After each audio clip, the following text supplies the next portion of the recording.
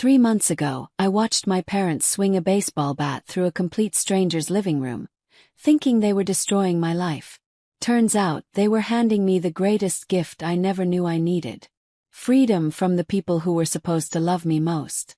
I'm Maribel Knox, and I need to tell you about the day I discovered that sometimes the most toxic people in your life share your DNA. It all started with $147,000 and a family dinner that would change everything forever.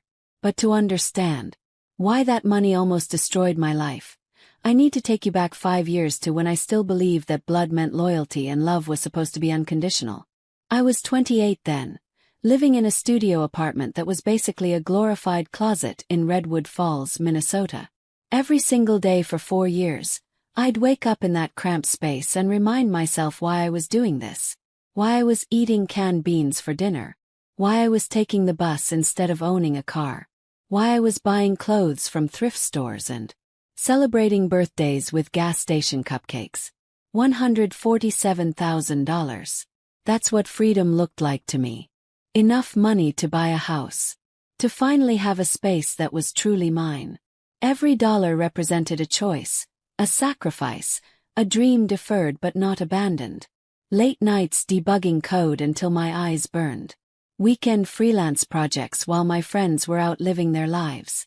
It was all worth it because I had found her, the perfect 3-bedroom craftsman with hardwood floors and a kitchen that caught the morning light like liquid gold. Every Saturday, I'd drive to my parents' house in Hollis Ridge, Iowa for our weekly family tradition. Mom would make her famous meatloaf. Dad would complain about his back while secretly loving having both his daughters around the table.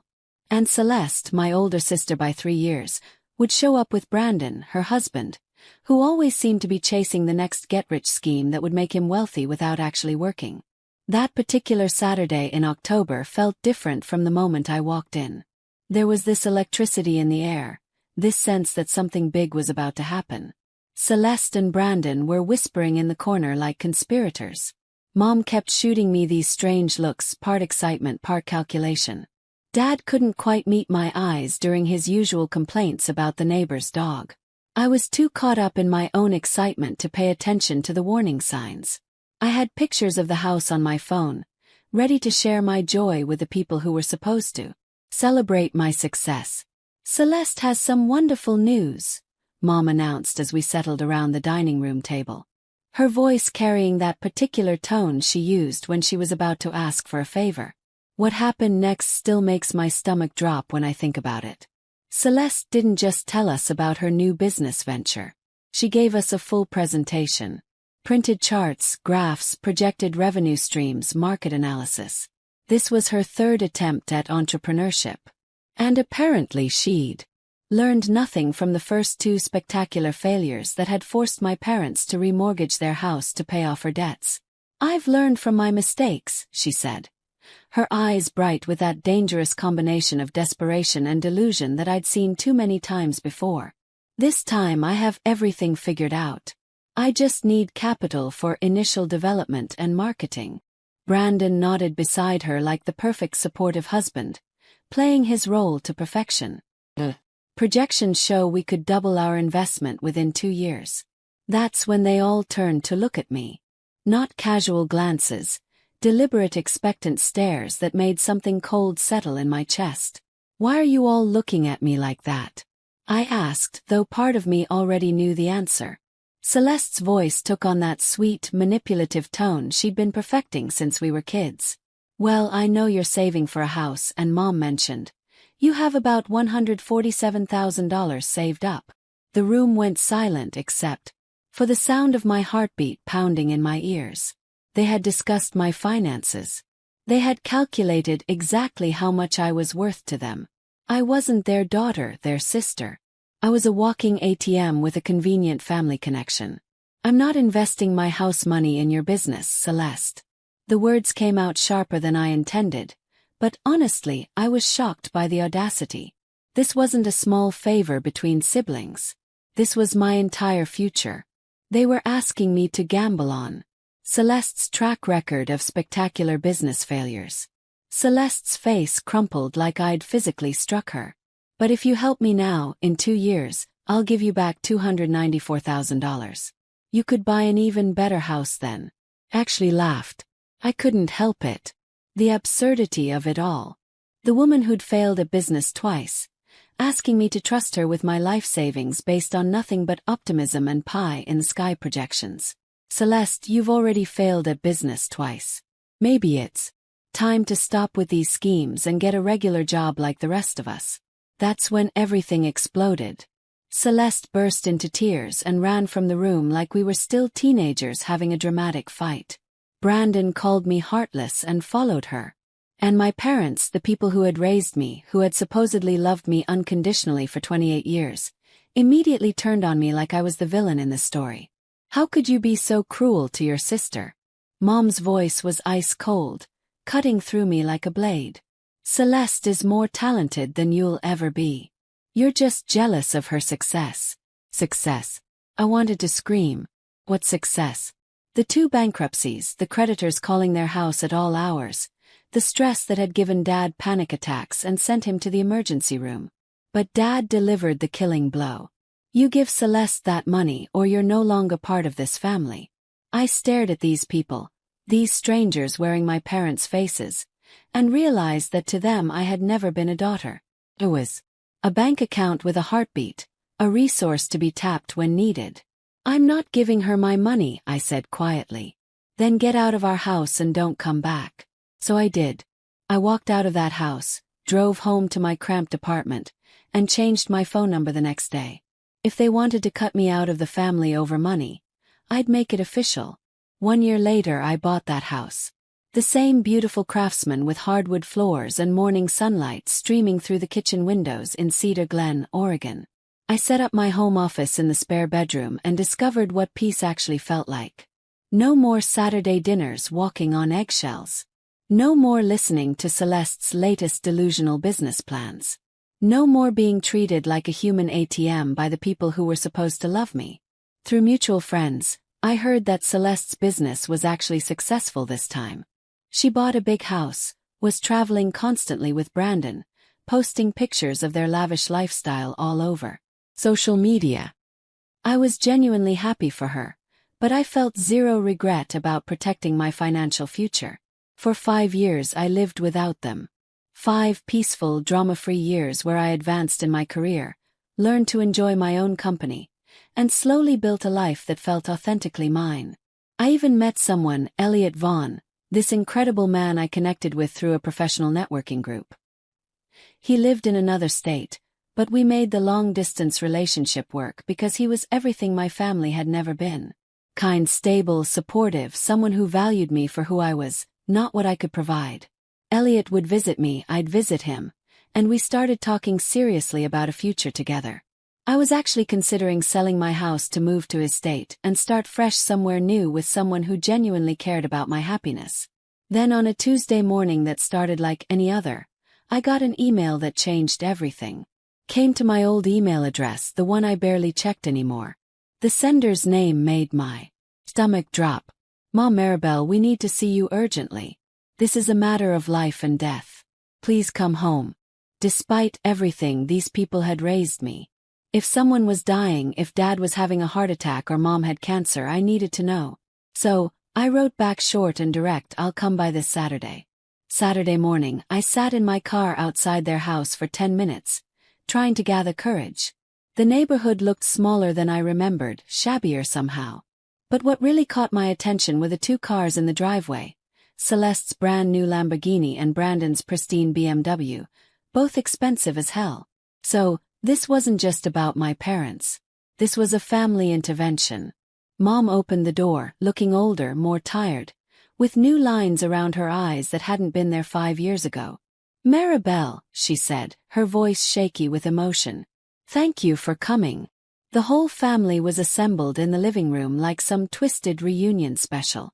Dad in his usual chair looking grim, Celeste on the couch next to Brandon, her eyes red from crying. They all looked genuinely happy to see me, but also terrified. What's going on? I asked, staying standing because I didn't want to get comfortable. Your email said this was life and death. Mom immediately started tearing up. It's about Celeste. She's in serious trouble. Her business went under 3 months ago. The bank took her house. She owes money to some very dangerous people. I felt that familiar mixture of vindication and genuine sadness. Vindication because I'd been right about her business prospects all along. Sadness because losing your home genuinely sucks, even when it's the predictable result of your own terrible decisions. I'm sorry to hear that, I said carefully. But what does this have to do with me? Celeste finally spoke up, her voice barely a whisper. $186,000. Who do you owe $186,000 to? Brandon answered. Private investors. They're not the kind of people who accept "I'll pay you later" as an answer. Celeste started crying again. They've been calling, making threats. They know where we're staying now. They know our routines. We're scared. Maribel really scared. I felt bad for them. I really did. But I still didn't understand why I was sitting in this living room. That's terrible. But I still don't see what you want from me. Mom dropped the bomb. We know you bought a house. Nice one. We think you should sell it and help Celeste pay off these debts. I stared at her like she'd grown a second head. Are you out of your goddamn mind? Or young? Mom continued as if I hadn't spoken. You can earn another house. Celeste and Brandon could be seriously hurt if they don't pay this money back. I looked around the room at all of them. These people who had abandoned me for 5 years, who had told me I wasn't family anymore, who had never once called to check if I was alive or dead. So, let me get this straight, I said slowly, my voice getting colder with each word. You kicked me out of the family 5 years ago because I wouldn't give Celeste money for her business. Now that business has failed spectacularly. She's in debt to dangerous people and you want me to sell my house to bail her out? Family helps family, Dad said with a straight face. Family. I laughed, but there was no humor in it. You told me I wasn't family anymore. Remember? You cut me off completely.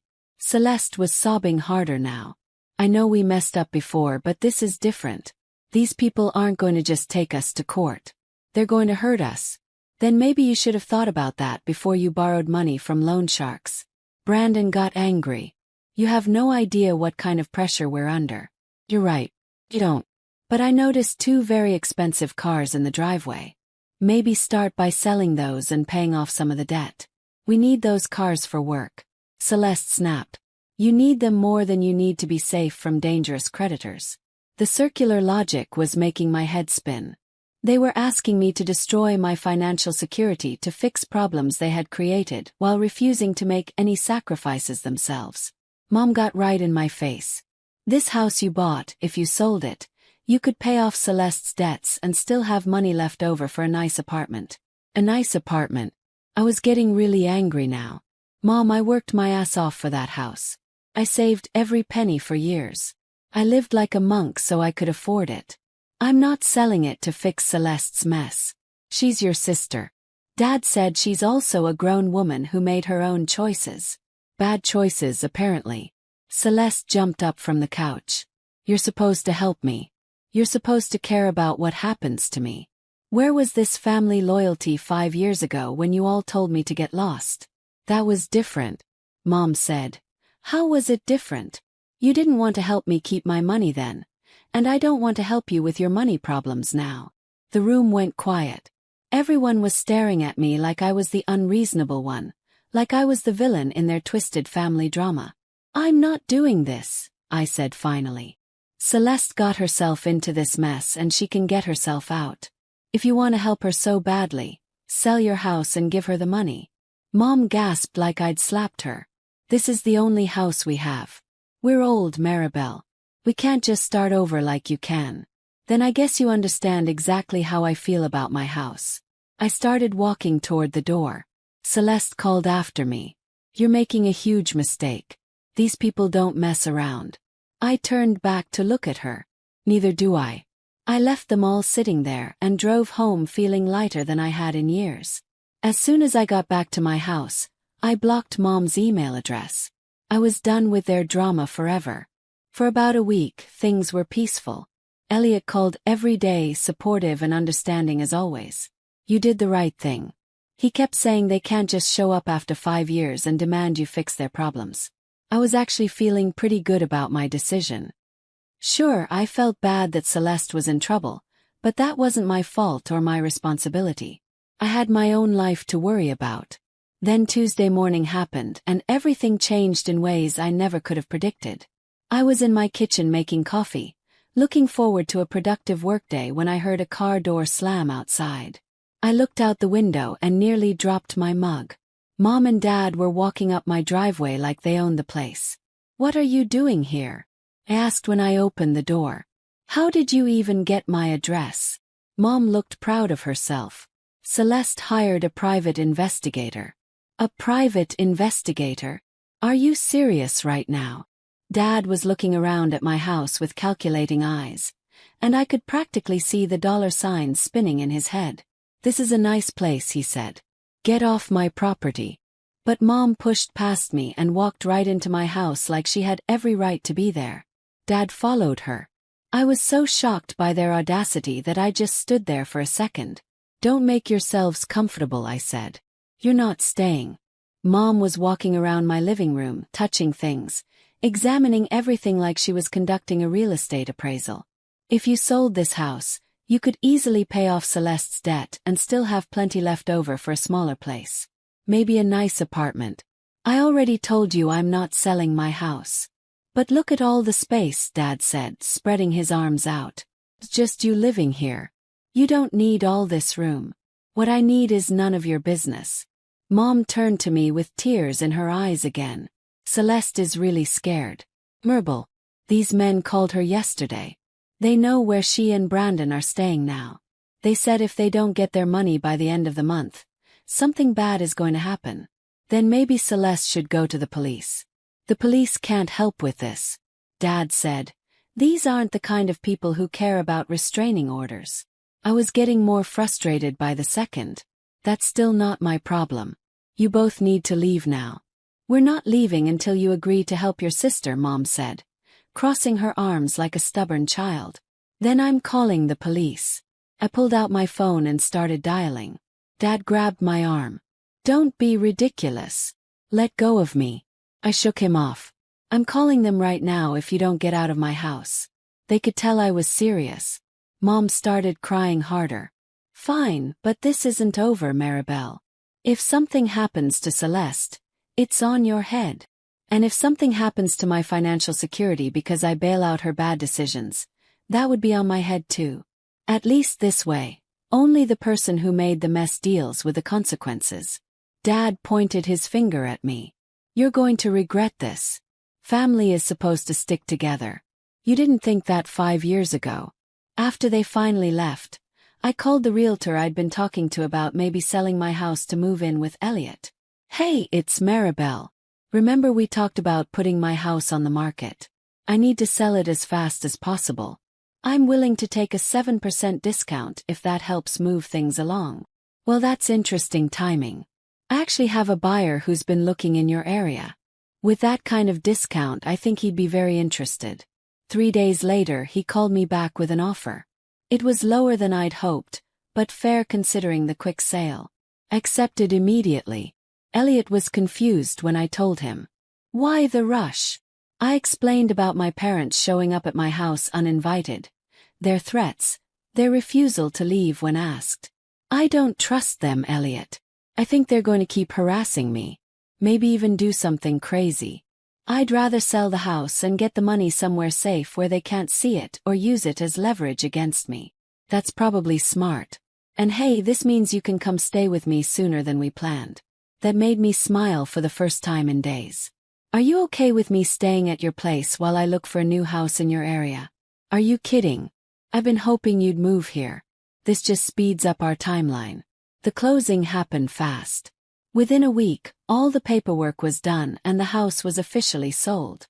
Elliot drove out to help me pack everything up and move it to his place in Aspen Ridge, Colorado. It felt good to have him there, to not be dealing with the stress alone. As we were loading the last of my boxes into the moving truck, I looked back at the house one more time. I'd been genuinely happy there.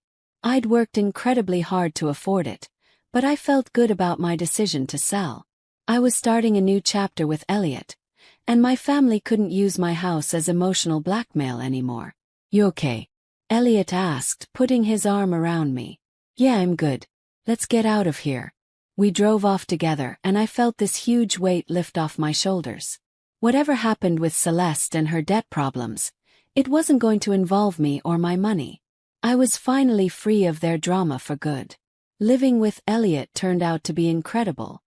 His place was comfortable and welcoming, and working remotely meant I could settle into a routine pretty quickly. We spent our evenings looking at houses online, planning our future together.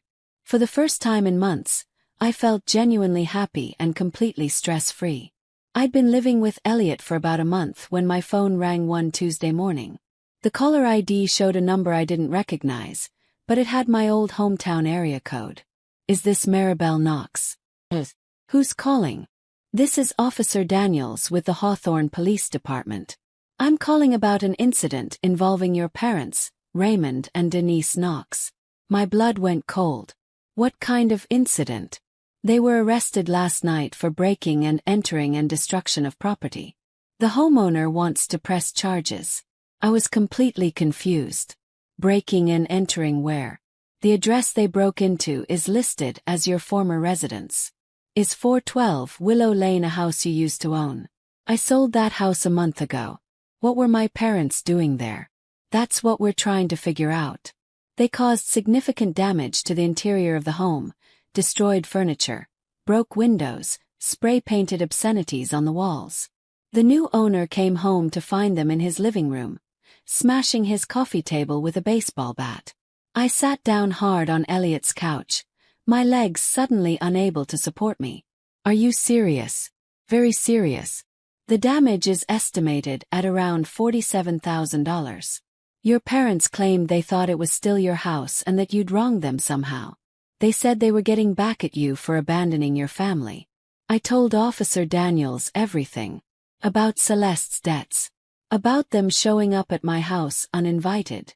About the 5-year family drama that had led to this moment. He listened patiently and took detailed notes. "So they didn't know you'd sold the house?" "Obviously not. They probably went there to vandalize my property as revenge for not giving Celeste money. Instead, they destroyed some innocent person's home." "That's exactly what it looks like. The problem is they destroyed someone else's property instead of yours." After I hung up, I told Elliot what had happened. He was as shocked as I was. "That's insane, Maribel. They could have been shot. What if the homeowner had been armed and thought they were dangerous intruders?" I hadn't even thought of that. My parents could have been killed over this stupid vendetta. Over the next few weeks, I got regular updates from the police and from mutual friends back home about what was happening with my parents' case. The legal proceedings were moving forward, and the reality of their situation was becoming clear. Mom and Dad were facing serious criminal charges, but their lawyer managed to work out a plea deal. They admitted guilt in exchange for avoiding jail time, but they had to pay full restitution to the homeowner they terrorized. $47,000 for property damage, plus legal fees, plus court costs. It ended up being close to $71,000 total. My friend Lydia called me with the complete story a few weeks later. "Maribel, your parents had to sell their house. They couldn't afford the restitution any other way." The irony was absolutely staggering. They had sold the house they claimed was their only asset, the one they said they were too old to replace. "And here's the kicker," Lydia continued. "After paying everything they owed to the court and the homeowner, they gave the remaining money to Celeste for her debt problems. So they had ended up doing exactly what they demanded I do, but with their own house instead of mine." "That's not even the best part," Lydia said. "Celeste's creditor problems. Turns out they weren't as scary as she made them sound. The dangerous people were just a legitimate investment firm that was threatening to sue her.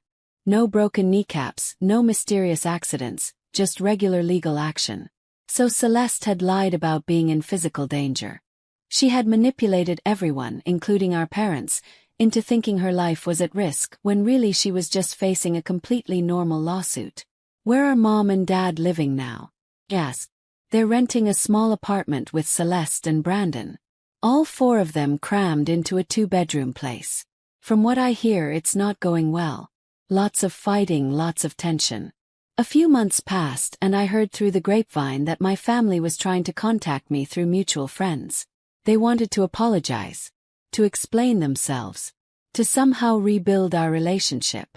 Every time someone brought it up, I said no. Lydia called me one more time about it. Your mom asked me to tell you she's sorry. She said they realized they handled everything wrong, that they made terrible mistakes. It's too late for sorry. I told her they spent 5 years not caring whether I was alive or dead. Then they demanded I bankrupt myself for Celeste's mistakes. Then they committed actual crimes because I wouldn't do what they wanted. I'm done. But they're your family, Maribel. No, they're not. Family doesn't abandon you for 5 years and then show up demanding money. Family doesn't hire private investigators to stalk you. Family doesn't break into houses with baseball bats because they don't get their way. Elliot had been listening to my side of the conversation. When I hung up, he took my hand and squeezed it gently. You okay? I'm perfect, actually. And I was. We'd found a house we both loved and were preparing to make an offer. I was doing incredibly well at work and had even gotten a significant promotion. Most importantly, I didn't have to deal with their endless drama anymore. He smiled at me with that look that still made my heart skip. Speaking of the house we love, I was thinking about making an offer that's bigger than just on the house. He got down on one knee right there in his living room and pulled out a ring box that took my breath away. Maribel, will you marry me? We can buy that house together and start our real life, the one we've been dreaming about. I started crying happy tears for the first time in what felt like forever. Absolutely. We got engaged that day and put an offer on the house that weekend. Our offer was accepted immediately, and we're planning to get married next year in the backyard of our new home. Sometimes I think about my family and wonder if I made the right choice, cutting them off completely. Those moments of doubt usually last about 30 seconds, and then I remember how peaceful my life has been without their constant manipulation and emotional terrorism. Celeste created her own problems through a series of terrible business decisions and an inability to learn from her mistakes. Mom and Dad chose to enable her destructive behavior instead of letting her face the natural consequences of her actions. They all chose to harass and threaten me instead of dealing with their own issues like adults. And when I refused to be manipulated, they chose to commit actual crimes. I chose to build a life with someone who loves and supports me unconditionally. I chose to protect my financial security and my mental health. I chose to surround myself with people who don't try to manipulate me or treat me like a walking ATM. I think I chose much, much better. Elliot and I are deep into planning our wedding, talking about maybe having kids someday, dreaming about the garden we want to plant next spring. My career is thriving in ways I never imagined, and I wake up every single day feeling genuinely happy and at peace. Really, truly content with the life I've built. And none of that would have been possible if I'd let my family drag me back into their mess. If I'd sacrificed my future for their dysfunction. So no, I don't regret cutting them off. Not for a single second. Sometimes the people who are supposed to love you unconditionally are actually the ones who place the most impossible conditions on that love. And sometimes walking away from toxic family members is the most loving thing you can do for yourself and for your future. The hardest boundaries we set are often the ones that finally set us free. And freedom, I've learned, is worth every sacrifice it takes to achieve it.